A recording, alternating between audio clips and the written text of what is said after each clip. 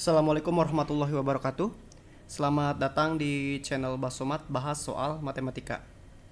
Sebelumnya saya ucapkan terima kasih kepada adik-adik yang sudah mengirimkan soal lanjutan tes matematika CMBBS tahun 2019, juga soal tes CMBBS tahun 2020. Oke, kita langsung saja. Di video kali ini kita akan melanjutkan pembahasan soal tes masuk CMBBS tahun 2019. Baik, di nomor 21, diketahui segitiga ABC merupakan segitiga sama sisi dan terdapat sebuah lingkaran yang merupakan lingkaran dalam segitiga ABC. Titik D berada pada sisi AB dan titik E berada pada sisi AC, sehingga DE merupakan garis singgung terhadap lingkaran. Nilai dari AD dibagi DB ditambah AE dibagi EC adalah... Nah, di sini kita punya sebuah segitiga sama sisi, yaitu segitiga ABC. Kemudian ada titik D di antara A dan B dan titik E di antara A dan C. Di mana garis DE ini adalah garis singgung dari lingkaran. Nah, ini adalah lingkaran di dalam segitiga. Yang akan kita cari nilai dari AD dibagi DB ditambah AE dibagi dengan EC. Nah, kalau kita punya misalkan dari A ke O, kita punya garis dari A ke O ke sini ya. Ini adalah sama saja dengan garis tinggi segitiga. Jadi kalau kita misalkan punya sebuah segitiga yaitu segitiga OBA dengan A ke B-nya itu sepanjang A kecil dan O ke B-nya itu setengah dari A. Nah, setengah dari A. Nah, dari sini dengan Pitagoras kita akan mendapatkan nilai AO. AO itu akan sama dengan AB kuadrat dikurangi dengan OB kuadrat. AB kuadrat itu berarti A kuadrat. A kuadrat dikurangi dengan OB kuadrat, yaitu 1/4 A kuadrat. Atau kita di sini punya 3/4 A kuadrat, atau hasilnya itu adalah A/2 akar 3. Nah, jadi tinggi si segitiga ini dari A ke O itu A/2 akar 3. Nah, kalau dari titik ini, dari titik singgung ke titik O, itu adalah diameter. Dari sini kita bisa mendapatkan si jari-jari terlebih dahulu. Jari-jari pada lingkaran dalam segitiga, ingat dulu rumusnya ya, yaitu luas segitiga dibagi dengan S, di mana S itu adalah setengah dari keliling segitiga. Luas segitiga, kalau luas segitiga itu adalah setengah dikali alasnya A, dikali tingginya adalah A/2 akar 3, A/2 akar 3 dibagi dengan setengah dari keliling. Keliling itu kan berarti A tambah A, yaitu 3A. Sama dengan di sini setengah dengan setengah saling menghabiskan, A dengan A saling menghabiskan, kemudian A akar 3 dibagi dengan 2 kali 3, 6. Nah, ini adalah si jari-jarinya. Kalau jari-jarinya ini, berarti diameternya adalah 2 kali ini, 2A akar 3 per 6. Atau kita punya A akar 3 per 3. Nah, ini si diameternya. Jadi dari sini ke sini itu adalah A akar 3 per 3. Sedangkan dari A ke O itu A/2 akar 3. Nah, kalau kita punya titik P ini adalah titik singgungnya. Berarti sebetulnya dari A ke P itu adalah A/2 akar 3 dikurangi dengan A/3 akar 3. Dan dari P ke O itu adalah diameter sendiri, yaitu ini ya, A akar 3 per 3. Nah, dari sini kita gunakan konsep kesebangunan, yaitu kita gunakan kesebangunan antara segitiga ADE dengan segitiga ABC. Nah, di sini sisi AD itu akan sama dengan sisi DE akan sama dengan sisi AE. Dia merupakan segitiga sama sisi juga. Sehingga dari sini kalau kita punya AP, kita bandingkan dengan AO, ini akan sama dengan AD, kita bandingkan dengan AB. AP berapa? AP itu adalah A per 2 akar 3 dikurangi A per 3 akar 3, yaitu A per 6 akar 3 dibagi dengan A ke O. A ke O itu adalah A per 2 akar 3, A per 2 akar 3, AD yang kita cari, AB itu adalah A sendiri. Sehingga dari sini akar 3-nya saling menghabiskan, A-nya juga saling menghabiskan, tinggal 1/6 dibagi dengan 1/2, atau kita punya 1/3 itu sama dengan AD per A. Sehingga dari sini AD-nya itu adalah 1/3 A. Nah, di sini AD-nya 1/3 A, DE-nya 1/3 A, dan A ke E-nya juga 1/3 A karena mereka merupakan segitiga sama sisi. Sehingga kalau kita mencari AD dibagi dengan DB ditambah dengan AE dibagi dengan EC. Sehingga di sini kita akan punya A ke D-nya itu adalah 1/3 A dibagi dengan DB. DB-nya itu adalah A dikurangi 1/3 A, atau kita punya 2/3 A, ditambah dengan A ke E. A ke E juga sama dengan AD, yaitu 1/3 A dibagi dengan E ke C. E ke C sama dengan D ke B, yaitu 2/3 A. A-nya tentu saling menghabiskan ya kalau kita bagi. Sehingga 1/3 dibagi dengan 2/3, hasilnya adalah setengah. Setengah tambah setengah yaitu 1. Nah, pilihan di sini yang tepat tentu adalah yang B. Jadi di sini teman-teman harus ingat aturan di lingkaran dalam segitiga, di mana si jari-jarinya itu adalah luas segitiga dibagi dengan S. S itu setengah dari keliling segitiganya.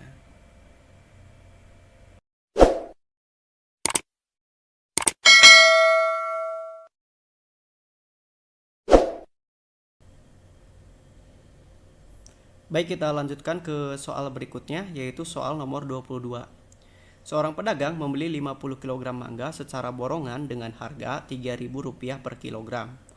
Kemudian dijual secara eceran setelah dipilih sesuai ukurannya. 32 kg mangga dijual dengan harga Rp4.500 per kilogram. 16 kg mangga dijual Rp2.700 per kilogram. Dan sisanya dibuang karena tidak layak jual.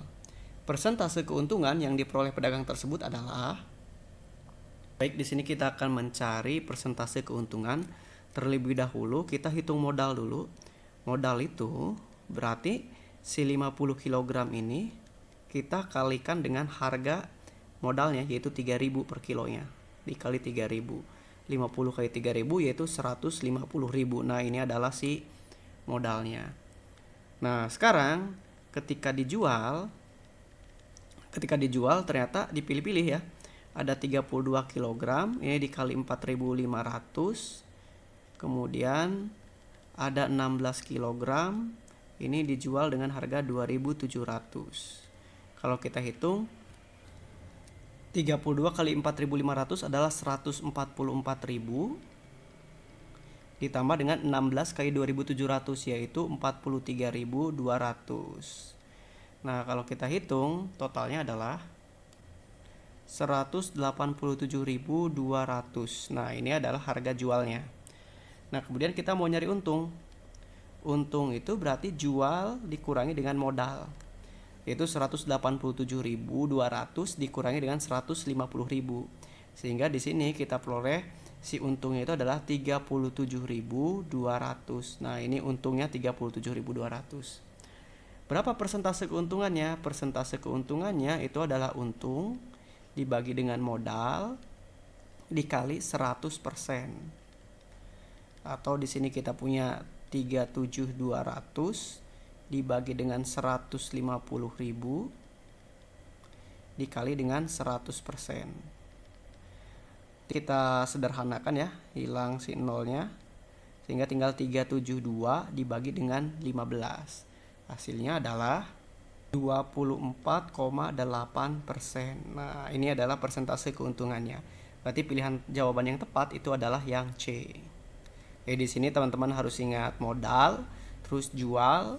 Untung itu adalah jual dikurangi modal, Dan persentasenya adalah untung dibagi modal dikali 100%.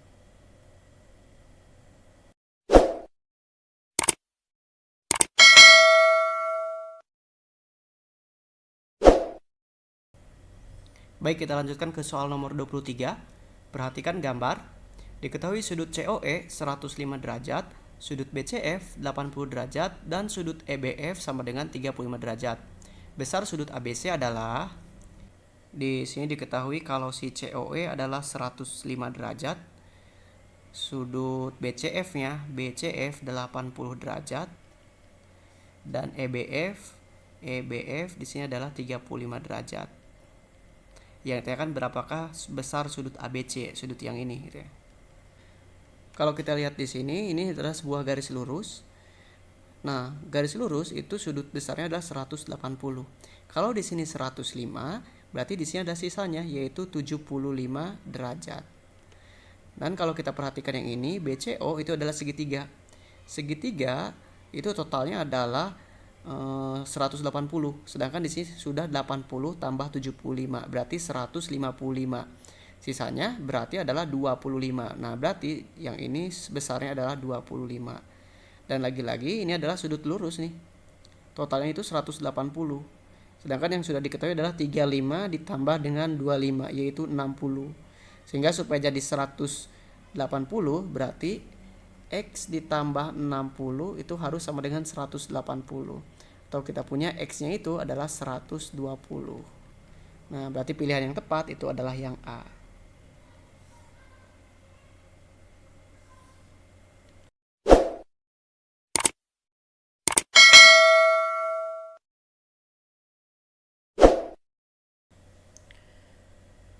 Baik, kita lanjutkan ke soal nomor 24. Rata-rata berat badan 8 anak adalah 45 kg. Jika Andi bergabung, rata-rata berat badan bertambah 1 kg. Berat Andi adalah, nah di sini ini adalah rata-rata gabungan. Kalau misalkan kita punya NA itu adalah sebanyak 8 orang, ternyata rata-ratanya atau XA-nya itu adalah 45 kg. Kemudian ada Andi berarti kita misalkan NB yaitu 1 orang, ternyata rata-ratanya ini yang bakal kita cari. Dan rata-rata gabungannya, X gabungannya itu adalah rata-rata pertama bertambah 1 atau 45 tambah 1 yaitu 46. Nah, rumus X gabungan atau rata-rata gabungan adalah NA dikali XA ditambah dengan NB dikali XB dibagi dengan NA tambah NB. NA ditambah dengan NB sama dengan 46. Di sini NA-nya 8 dikali 45 ditambah NB-nya itu 1 dikali dengan XB yang kita cari dibagi dengan NA tambah NB. NA-nya 8, NB-nya 1 berarti 9 sama dengan 46. Dari sini kita kali silang. Kalau 9 kali 46 ini kita peroleh adalah 414. Akan sama dengan 8 kali 45 yaitu 360 ditambah dengan XB. Berarti XB-nya 414 dikurangi 360 yaitu 54 kg. Nah, ternyata berat Andi adalah 54 kg. Jadi di sini kita harus ingat rumus rata-rata gabungan.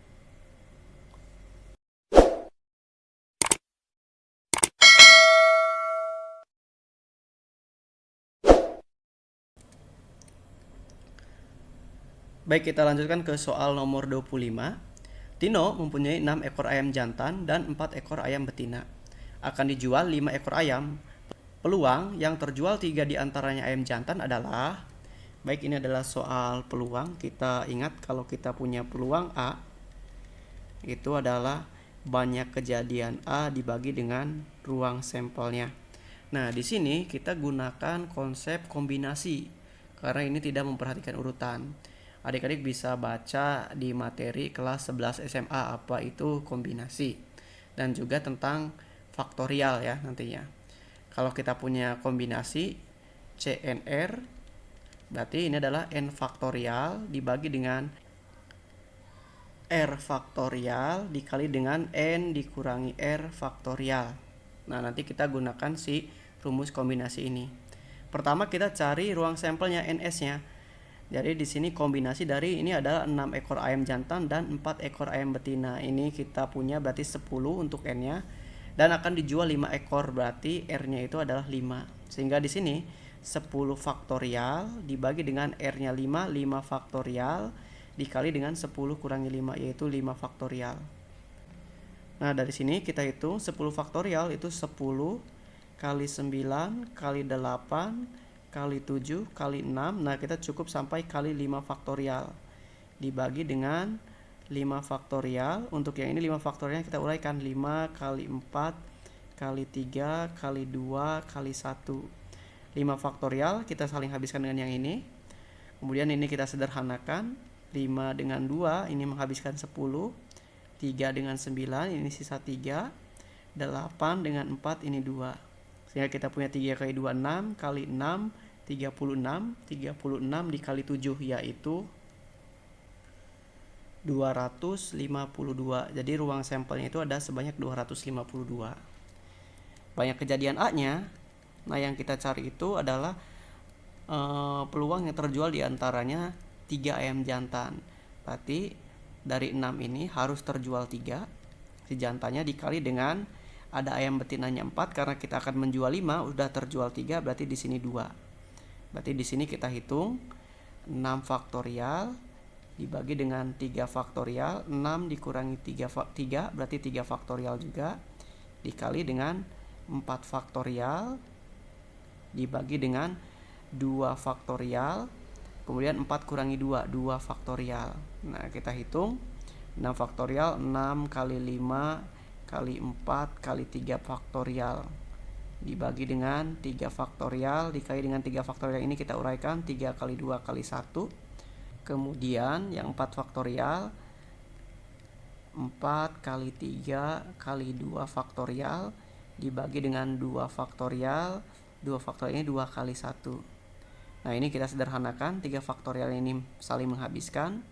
Kemudian 6 dengan 3 kali 2 saling menghabiskan juga, sehingga 5 kali 4 yaitu 20 dikali dengan 2 faktorial yang ini saling menghabiskan, 2 yang ini menghabiskan 2, jadi sisa 2, 2 kali 3 yaitu 6. 20 dikali 6 yaitu 120. Jadi si ruang sampelnya 252, banyak kejadian A-nya 120.